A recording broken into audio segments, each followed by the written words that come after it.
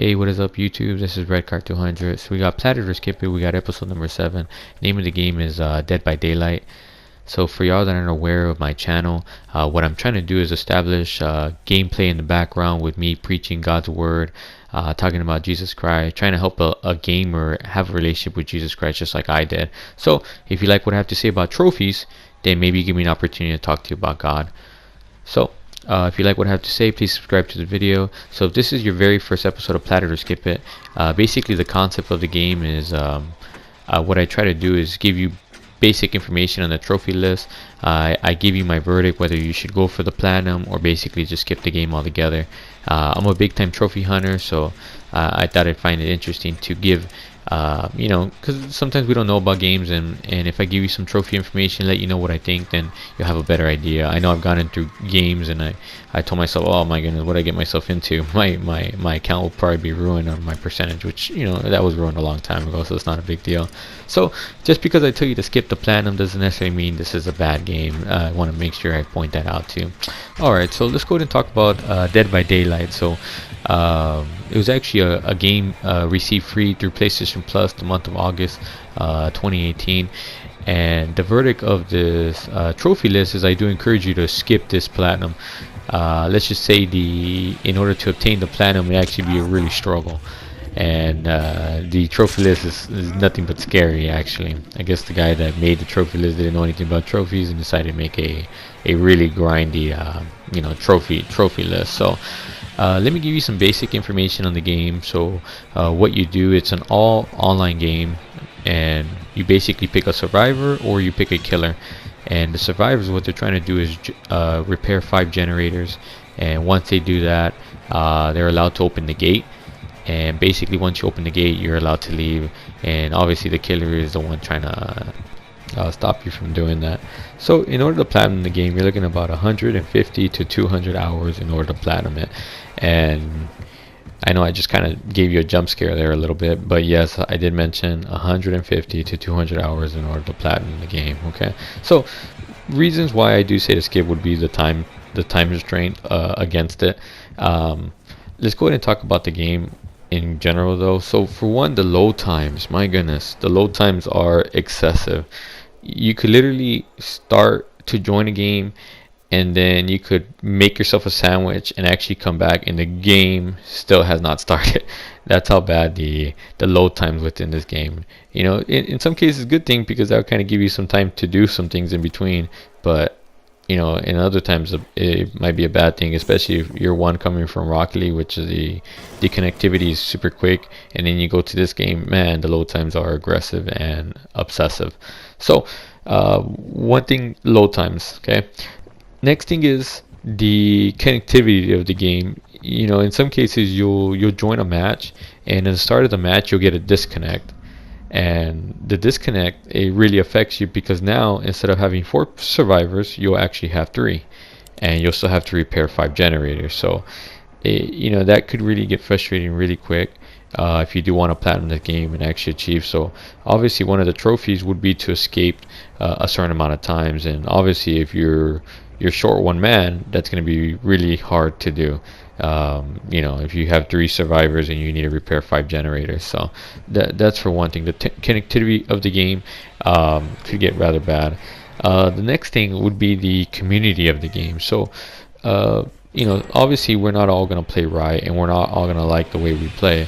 If you have a character that's not willing to go out of his way to kind of rescue you, it kind of defeats the purpose. And obviously it's the cooperative game, so you might get things like that where the people you're playing with might not go out of the way to kind of help you or rescue you from the hook that the killer puts you on. So you might encounter some of that. So the community basically might not play right. Okay, something else about the community is that this is a very toxic community, where you'll get hate mail or hate messages for some of the things that you're doing within the game.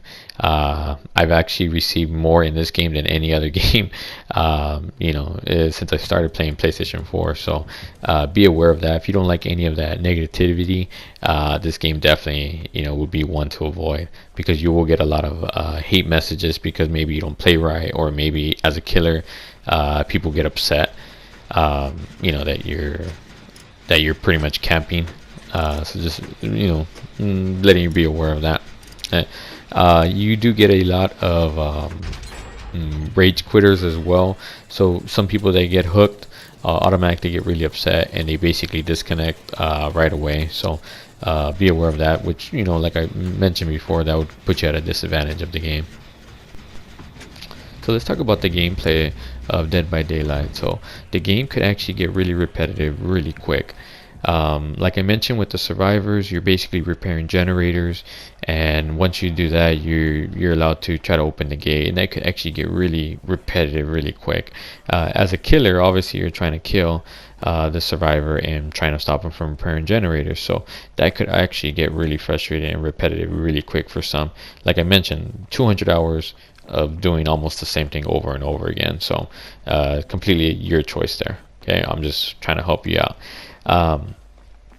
The next thing about this game is that there's certain trophies that will require you to be really good as a killer. Some of the killers are kind of hard to control, and they're kind of hard to be good at. So because of that, that might make it a struggle with certain trophies that will be required in order to get the game. So for example, the nurse would be one of them. The nurse has this special ability where she kind of glides and actually goes through walls, and basically you have to chain link a certain amount of kills in order to receive a trophy with her, which would be kind of hard, especially if you're not good with the nurse actually.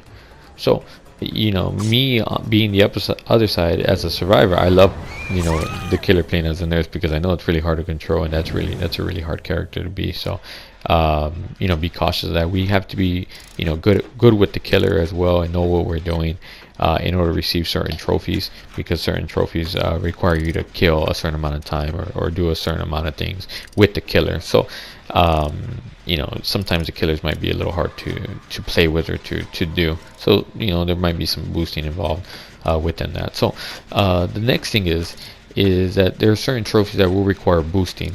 So if you are the last survivor alive and you repaired one generator, you are allowed to leave in a hatchet. It's basically like an underground escape route, and it's actually right there. And what you have to do is get all 4 survivors to go through that. So because there's no communication within the game, if you have one survivor leave, that pretty much stops you from receiving that trophy. And so that might be a little hard to do. You're basically gonna have to boost that, and there'll be some other boosting involved. I didn't necessarily attempt to boost, so I'm not sure how that goes, but obviously you're gonna need to do that. Okay, so let's get down to the main reason why I encourage you to skip this platinum. Okay, that would be because of the grind of the game. So once you decide to you basically pick a survivor, you pick a killer, and you know what you're doing, you're gonna have to stick with one of them, and you're gonna have to level up not 1, not 2, but 3 times. Okay, basically to prestige them 3 times. Okay, and you might say, well, what's the level? The level is level 50. Okay, and actually when I was just saying 1, 2, 3 times, I felt like LeBron James at that point, me saying that. So once you do that 3 times, you're gonna have to level that same character up to level 50 once again. And you're like, my goodness, level 50, basically 4 times. You gotta do it 3 times to prestige, and then you're gonna have to do it a 4th time once you prestige once again. Okay, so that actually would take a while to do. Oh, the grind doesn't stop there. No, just wait, there's more. You still have to level up every character to level 10. That includes the survivors, and that includes the killers, to level 10. And the reason for that is because there are 3 unique perks, and you need to unlock level 10 in order to equip 3 perks.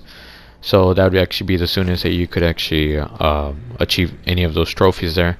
And then once you do that, you still have to escape with those 3 unique perks, and some might be a little pain in the butt too. So Just kind of give you the heads up on that. Okay, so that actually kind of concludes the grind. There's a little bit more added to it, but that's pretty much the bulk of it.